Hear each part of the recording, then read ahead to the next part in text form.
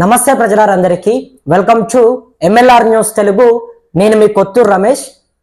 పటాన్ చెరువు సాక్షిగా ఇవాళ ఒక బీసీ బిడ్డకు ముదిరాజ్ బిడ్డకు అన్యాయం జరిగింది.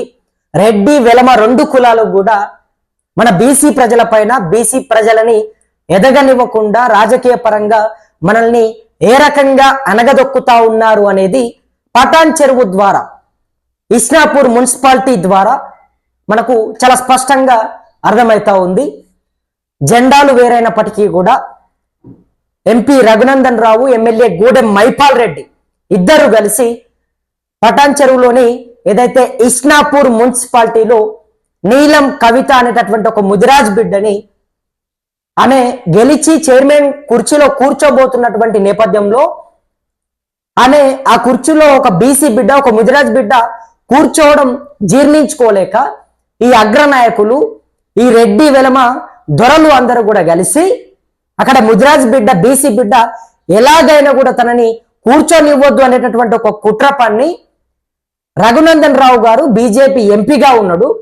ఆయన ఎక్స్రేషియో ఓటు ద్వారా ఆయన ఓటుని బీఆర్ఎస్ పార్టీకి, అంటే బీజేపీ ఎంపీగా ఉన్నప్పటికీ కూడా ఆయన ఓటుని బీఆర్ఎస్ పార్టీకి వేసే ప్రయత్నం చేసిండు. మరి బీసీలకు ఎంత అన్యాయం జరుగుతూ ఉంది, బీసీలని ఏ రకంగా అనగదొక్కుతా ఉన్నారు. తర్వాత ఎమ్మెల్యే గూడెం మైపాల్ రెడ్డి వచ్చి బుల్లెట్ దిగిందా లేదా అంటూ కూడా ఆయన మాట్లాడినటువంటి మాటలు ఇవన్నీ చూస్తూ ఉంటే బీసీ ప్రజలను అర్థం చేసుకోవాలి. ఇంకా కూడా ఎన్నాళ్ళు సంఖ నాకుదాము, ఇంకా ఎన్నాళ్ళు మనము ఒకటి కింద బతుకుదాము. వాడేంది మనకు పెట్టేది, వాడెవడు అసలు?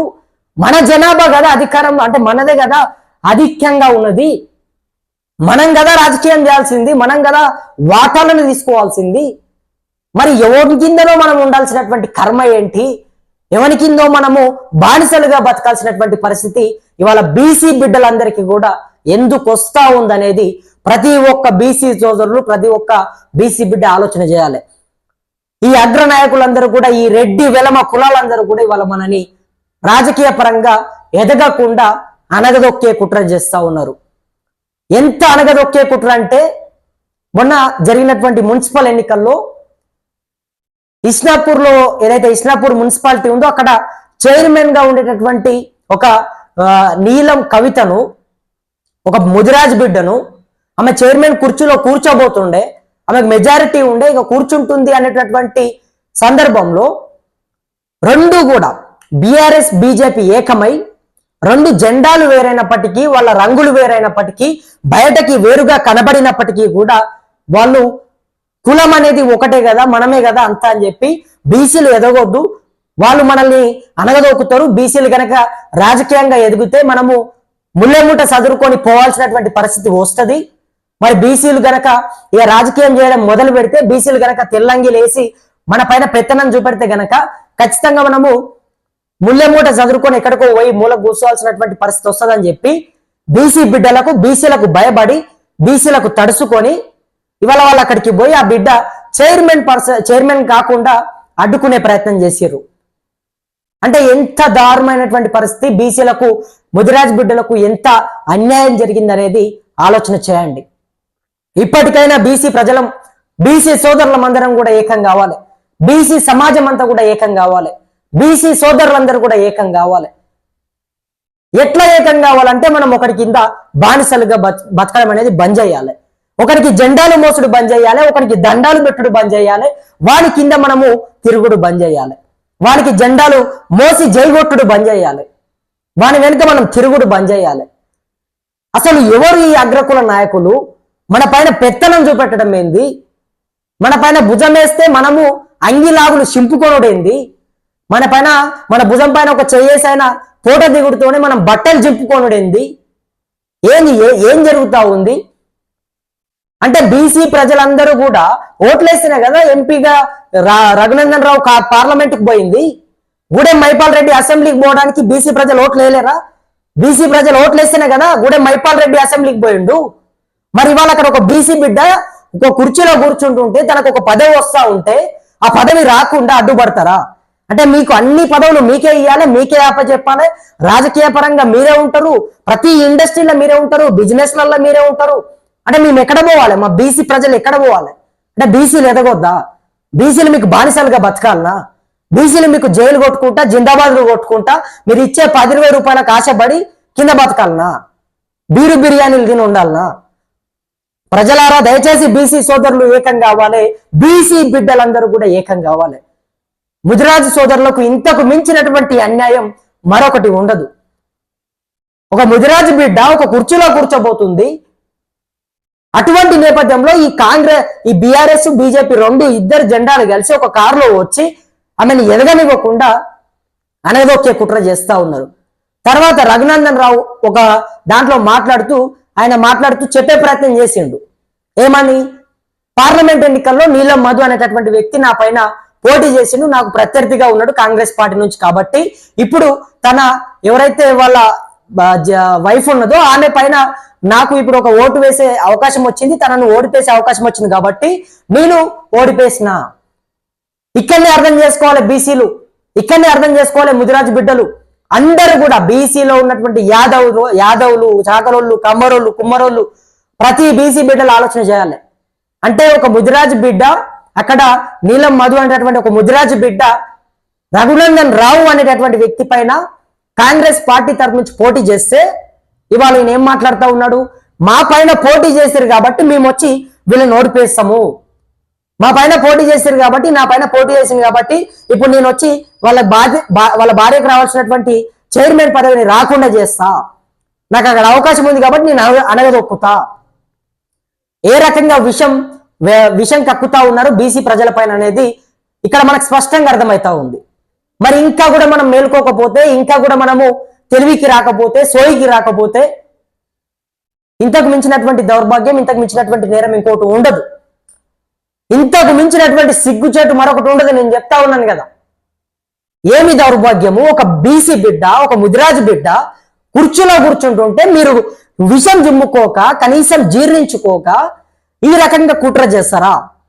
ఇంత దౌర్భాగ్యం చేస్తారా? దీన్ని బీసీ సమాజం తిప్పికొట్టాలి, బీసీ ప్రజలు తిప్పికొట్టాలి. మనము కూడా ఓట్లు వచ్చినప్పుడు రఘునందన్ రావు అనేటటువంటి వ్యక్తి ఇవాళ వాళ్ళకి ఎట్లయితే ఓటు వేసిండో బీసీ ప్రజలందరూ కూడా మన బీసీ బిడ్డలకు అట్లనే ఓటు వేయాలి. చివరికి రెడ్డి వెలమ ఇద్దరు కూడా ఏకమైర్రు. జెండాలు వేరైనప్పటికీ కూడా పార్టీలు వేరైనప్పటికీ కూడా పార్టీలకు జెండాలకు అతీతంగా రెడ్డి వెలమ కులాలు ఒక్కటైనాయి. మన బీసీ బిడ్డని ఓడగొట్టేటటువంటి ప్రయత్నము, మన బీసీ బిడ్డలని అనగదొక్కేటటువంటి ప్రయత్నం చేస్తా ఉన్నాయి. మరి ఇంత జరుగుతూ ఉంటే ఇక బీసీలు ఇంకెందుకు వాళ్ళకు మద్దతు ఇవ్వాలి? ఇంకెందుకు మనం వాళ్ళని భుజాన వేసుకొని తిరగాలి? ఇంకెందుకు మనం వాళ్ళ డీపీలు పెట్టుకోవాలి? ఇంకెందుకు మనం వాళ్ళకు భజనలు చేయాలి అని చెప్పి నేను అడుగుతా ఉన్నా. చెప్పండి, సమాధానం చెప్పండి. ముదిరాజు సోదరులారా, మీరు ఒక్కసారి ఆలోచన చేయండి. ముదిరాజు బిడ్డలే అత్యధికంగా ఉన్నారు జనాభాలో మన బీసీలల్లా. మరి ఇంత దౌర్భాగ్యం జరిగితే మన ముదిరాజు బిడ్డలు ఇంకా ఎందుకు వాళ్ళ కింద ఉండాలి? ఇంకా ఎందుకు వాళ్ళకు మనము బానిసలుగా బతకాలి? ఎందుకు వాళ్ళకు జేజేలు కొట్టాలనేది ఒకసారి ఆలోచన చేయండి. బీసీ ప్రజలు, ముదిరాజు బిడ్డలు ప్రతి ఒక్కరం కూడా మనము మేలుకొని రాజకీయ పరంగా ఎదగకపోతే ఇదే రకంగా మన పైన దాడి చేస్తారు, అణిచివేస్తారు, అనగదొక్కే కుట్ర కూడా చేస్తారు. ఇప్పటికైనా మనం మేలుకోవాలి, ఇప్పటికైనా మనము దీన్ని తిప్పికొట్టాలి. ఎందుకంటే వాళ్ళు పార్టీలు వేరు, వాళ్ళవి. ఆయన బీజేపీ, ఈయన బీఆర్ఎస్ అయినా కూడా వాళ్ళు అక్కడ ఒక బీసీ బిడ్డ, ఒక ముదిరాజు బిడ్డ ఉన్నదని చెప్పి అక్కడికి అప్పటికప్పుడే ఇద్దరు ఒకటే కారులో వచ్చి ఆమె ఓడిపోయేటట్టు చేసి ఆమె నా కుర్చీలో కూర్చొనివ్వకుండా ఆమెకు ఆ పదవి దక్కకుండా చేశారు. ఆ పదవికి ఆమె అర్హురాలు కాకుండా చేశారు. అంటే ఒక ముదిరాజు బిడ్డ ఆ కుర్చీలో కూర్చుంటే అంత విషయం చిమ్ముతారా? జీర్ణించుకోరా మీరు? అంటే రఘునందన్ రావు గారిని అడుగుతా ఉన్నా, అంటే మీకు పార్లమెంట్ ఎన్నికల్లో బీసీ ప్రజల ఓట్లు వేయండి, మీరు పార్లమెంటుకు పోయిరా? బీసీ ప్రజల ఓట్లు అవసరం లేదని చెప్పండి, మీకు ధైర్యం ఉంటే. గూడెం మైపాల్ రెడ్డిని అడుగుతా ఉన్నా, చెప్పండి మీరు కూడా, బీసీ ప్రజల ఓట్లు నాకు అవసరం లేదు అని చెప్పి చెప్పే దమ్ము మీకున్నదా? ఒకసారి మీరు చెప్పండి. బీసీ ప్రజల ఓట్లు లేకపోతే మీరు ఇవాళ మీకు పదవులు లేవు, రాజకీయ పరంగా మీకు ఇవాళ భిక్ష పెట్టిందంటే బీసీ ప్రజలు అనేది ఒకసారి గుర్తుపెట్టుకోండి. ఆ పదవులను మీకు ఇచ్చింది బీసీ ప్రజలే, ఆ పదవులు మీకు ఇచ్చింది బీసీ ప్రజలు కాబట్టి వాళ్ళని కూడా మీరు రాజకీయ పరంగా ఎదగనివ్వాలి. వాళ్ళని అనగదొక్కే కుట్ర చేయొద్దు. వాళ్ళ పైన ఈ రకంగా ఓట్లని వేసి మీకు మీరు ఓట్లు వేసుకొని మీ వాళ్ళ పదవులు ఇచ్చుకొని మీకు మీరే చేసుకుంటే మరి ఇక బీసీల గురించి ఎవరు ఆలోచన చేయాలి? బీసీ సోదరులను అడుగుతా ఉన్నా, మన గురించి ఎవరు ఆలోచన చేస్తున్నారు? ఏ రఘునందన్ రావు ఆలోచన చేసిండు, ఏ మైపాల్ రెడ్డి ఆలోచన చేసిండు? ఒక్కసారి బీసీ సోదరులు ఆలోచన చేయండి. ఒక ఆడబిడ్డ, ఒక ముదిరాజు బిడ్డ ఒక కుర్చీలో కూర్చోబోతుంటే దాన్ని కూడా వీళ్ళు జీర్ణించుకోలేరంటే ఇక మీరు అర్థం చేసుకోండి ఎట్లున్నది అనేది. ఒక ఆడబిడ్డనే వీళ్ళు జీర్ణించుకోలేకపోతే, ఒక ఆడబిడ్డ కూర్చోవడమే వీళ్ళకి ఇష్టం లేకపోతే ఇక మన మగబిడ్డలు, మన బీసీ బిడ్డలు ముందుకు వస్తే వీళ్ళు మనకు మద్దతు ఇస్తారా, వీళ్ళు మనల్ని ముందుకు రాణిస్తారా అనేది ఒకసారి బీసీ సమాజం ఆలోచన చేయాలి. ఇంకా జెండాలు మోసుడు, దండాలు పెట్టుడు బంద్ చేయండి. దయచేసి చెప్తున్న బీసీ సోదరులాడ, జెండాలు మోసుడు, దండాలు పెట్టుడు, వాట్సాప్లలో డీపీలు పెట్టుడు, స్టేటస్లు పెట్టుడు బంద్ చేయండి. వాళ్ళ కోసం అంగీలాగులు జింపుకున్నాడు బంద్ చేయండి. అవసరం లేదు మనకు. మనం రాజకీయ పరంగా మనం ఎదగాలి, వాటా మనం తీసుకోవాలి, మనమే ముందుకు వెళ్ళాలి. కానీ వాళ్ళ మనకు రాజకీయ పదవులు రాకుండా పదవులని మనకు దూరం చేస్తా ఉన్నారు. మనకు రావాల్సినటువంటి వాటాను మనకు దూరం చేస్తా ఉన్నారు. ప్రతిదీ వాళ్ళే తింటా ఉన్నారు, ప్రతిదీ వాళ్ళే అనుభవించే ప్రయత్నం చేస్తా ఉన్నారు. మరి ఇంత అన్యాయం మన బీసీ బిడ్డలకు జరుగుతూ ఉంటే ఇంకా ఎన్నాళ్ళు మనం చూస్తూ ఊరుకుందాము, ఇంకా ఎన్నాళ్ళు దీంట్లోనే ఉందాం అనేది ఒక్కసారి అర్థం చేసుకోండి, ఆలోచన చేసుకోండి. ఇప్పటికైనా బీసీల మందరం కూడా ఏకం కాకపోతే, బీసీల మందరం కూడా ఇంకా రాజకీయ పరంగా ముందుకు రాకపోతే మనకు ఇటువంటి అన్యాయాలు భవిష్యత్తులో ఇంకా కూడా అనేక రకాలుగా ఎదురయ్యే అవకాశం ఉంటది. బీసీ బిడ్డలందరికీ కూడా ఏదైతే ఇస్నాపూర్ మున్సిపాలిటీ ద్వారా వీళ్ళిద్దరు కూడా రెడ్డి వెలమ నాయకులు ఇద్దరు కూడా ఇవాళ మనల్ని బీసీ ప్రజలందరినీ కూడా అనగదొక్కే కుట్ర చేస్తా ఉన్నారు అనే దానికి అక్కడ అదే నిదర్శనం అని నేను చెప్తా. ఒక ఆడబిడ్డ, ఒక నీలం కవితక్క ఆమె పోటీ చేసి ఆమెకు మంచిగా కుర్చీలో కూర్చుంటా ఉంది అని అనుకునేటువంటి నేపథ్యంలో వీళ్ళు అక్కడికి పోయి అప్పటికప్పుడే ఓట్లు వేసేసి ఆమెకు ఆ కుర్చీ రాకుండా చేసేసి, అంటే మనం ఈ కుర్చీలో కూర్చోవద్దు, బీసీలు పైకి రావద్దు, రాజకీయ పరంగా ఎదగొద్దు, బీసీలు మన కాళ్ళ కిందనే ఉండాలి, బీసీలని మనం కిందనే పెట్టాలి, బీసీలు ఎదిగితే మళ్ళీ మనల్ని రాజకీయ పరంగా అనగదొక్కుతారు, బీసీలు చైతన్యవంతమైతే మనం ఎక్కడ పోవాల్సి వస్తుందో, బీసీలు చైతన్యవంతమైతే వాళ్ళ పదవులు వాళ్ళు తీసుకుంటారు. సో ఇదంతా కూడా అగ్రనాయకులు ఆలోచన చేసుకుంటా ఉన్నారు. బీసీ ప్రజలకు మనం ఏమి ఇవ్వాలి? ఓ బీర్ బాటిల్ పోయాలి, ఒక బిర్యానీ పొట్లం పడేయాలి. అవసరమైతే ఊళ్ళలోకి పోయినప్పుడు వాటిలో ఫోటో దిగి ఓ భుజాన చేసి ఫోటో దిగితే కథం ఇక మన గురించే మాట్లాడతాడు, మొత్తం మన గురించే ప్రతిరోజు కూడా స్టేటస్ పెడతాడని చెప్పి ఈ అగ్రనాయకులు ఆలోచన చేసుకొని ఇట్లా చేస్తా ఉన్నారు. మరి గీంత గమనించకపోతే, గీంత పసిగట్టకపోతే మరి ఇక మనం ఎట్లా బీసీలం అవుతాము? మన బీసీ బిడ్డలల్లా మన రక్తం మరగాలే కదా, మనకు జరిగినటువంటి అన్యాయాన్ని మనం చూడాలి కదా, దాన్ని అప్పటికప్పుడే మనం గ్రహించాలి కదా. అరే మన పైన భుజం పైన చెయ్యి ఎందుకు వేస్తా ఉన్నాడు, మనకు బిర్యానీ ఎందుకు ఇస్తా ఉన్నాడు, 500 రూపాయల నోట్ ఎందుకు ఇస్తా ఉన్నాడు అనేది మనం ఆలోచన చేయాలి కదా. అది ఆలోచన చేయకుండా ఇవాళ వాళ్ళకు మనం బానిసలుగా బతుకుడేంది, వాళ్ళ కింద మనం బతుకుడేంది. మెజారిటీ ఆఫ్ పీపుల్ మనం ఉన్నాము, కానీ వాళ్ళెవరో వచ్చి మన పైన పెత్తనం చూపెట్టడం ఏంది, వాళ్ళెవరో వచ్చి మనల్ని శాసించడం ఏంది. మన ఒక బిడ్డ వచ్చి అక్కడ కూర్చుంటుంటే తనకు అధికారం రాకుండా, తన కుర్చీలో కూర్చోకుండా ఇంత విషయం చెబుతారా బీసీ బిడ్డ పైన?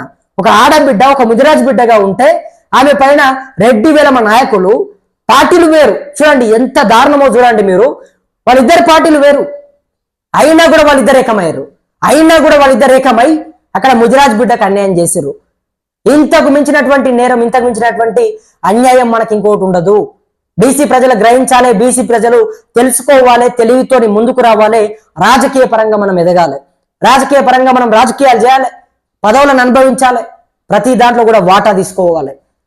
మెజారిటీ మనం ఉన్నాం, బీసీ బిడ్డలమే ఆధిక్యంగా ఉన్నాం, కానీ మనకేమో పదవులు ఇవ్వరట, మనం వాళ్ళకు భజనలు చేయాలన్నట, వాళ్ళ కింద బానిసలుగా బతకాలన్నట. అంటే ఇదేనా బీసీ ప్రజలకు కావాల్సినటువంటి, ఇదేనా బీసీ ప్రజలకు దక్కాల్సినటువంటి బహుమానమా ఇది? బీసీ ప్రజలకి ఏంది ఈ మెసేజ్ ద్వారా ఏమి ఇవ్వదలుచుకున్నారు? ఒక ఆడబిడ్డ, ఒక్క సీటులో ఒక ఆడబిడ్డను కూర్చొనివ్వరా? ఒక్క బిడ్డను కూర్చొనివ్వకుండా ఇద్దరు అక్కడికి వచ్చి, ఒక రెడ్డి నాయకుడు, ఒక వెలమ నాయకుడు ఇద్దరు కలిసి వచ్చి ఆ బిడ్డని ఆ కుర్చీకి దూరం చేస్తారా? అంటే ముదిరాజు బిడ్డలు ఆలోచన చేయండి, ముదిరాజు సోదరులారా ఆలోచన చేయండి. ఒక నీలం కవిత ముదిరాజు అనేటటువంటి వ్యక్తి కుర్చీలో కూర్చోబోతుంటే వీళ్ళు దాన్ని జీర్ణించుకోలేక వీళ్ళ జెండాలు వేరైనప్పటికీ, వీళ్ళ పార్టీలు వేరైనప్పటికీ అక్కడ ఒక బీసీ బిడ్డ కూర్చుంటుంది. ఆమెను ఎలాగైనా కూర్చొని పోద్దని చెప్పి అక్కడికి ఇద్దరు కూడా వచ్చి ఆమెకు ఆ కుర్చీని దూరం చేశారు. రాజకీయ పరంగా మనము ఎదగకుండా మనకు అడ్డుపడతా ఉన్నారు, మనల్ని అనగదొక్కుతా ఉన్నారు. మనం దీన్ని గ్రహించాలి, దీన్ని తెలుసుకోవాలి. ఇప్పటికైనా బీసీ సోదరులు, బీసీ సమాజం అంతా కూడా మేలుకోవాలి. బీసీ బిడ్డలందరూ కూడా రాజకీయ పరంగా ముందుకు రావాలి. రాజకీయాలు మనం చేయాలి, మన వాట మనం తీసుకోవాలి. మన జనాభా ఎక్కువ ఉన్నది, మన జనాభాకు తగ్గట్టుగా మనకు సీట్లు రావాలి. కాబట్టి దయచేసి బీసీ సోదరులారా ఈ వీడియోని షేర్ చేసే ప్రయత్నం చేయండి. మీ అభిప్రాయం ఏంటనేది కూడా కింద తప్పకుండా కమెంట్ బాక్స్ లో కమెంట్ చేసే ప్రయత్నం చేయండి. మరి ఇంకా కూడా మీ చుట్టుపక్కల ఏం జరిగినా కూడా, ఎటువంటి సమస్యలు తలెత్తినా కూడా కిందనటువంటి వాట్సాప్ నంబర్ కి ఒక వీడియో తీసి ఒక టెక్స్ట్ మెసేజ్ రాసి పెట్టే ప్రయత్నం చేయండి. తప్పకుండా మీ అందరి గొంతై రాష్ట్ర ప్రభుత్వాలని ప్రశ్నించే ప్రయత్నం నేను చేస్తా. మరి ముందు ముందు చూద్దాం ఏం జరుగుతుంది, ఎటువంటి పరిణామాలు చోటు చేసుకోబోతా ఉన్నది అయితే మాట్లాడుకునే ప్రయత్నం చేద్దాం. అప్పటి వరకు ప్రతి ఒక్కరు కూడా వేచి ఉండండి. అదే విధంగా మన ఛానల్ని కూడా సబ్స్క్రైబ్ చేసుకున్న నాకు అండగా ఉంటారని చెప్పి నా మనస్ఫూర్తిగా వేడుకుంటూ నేను మీ కొత్తూరు రమేష్. ధన్యవాదాలు మిత్రులారా.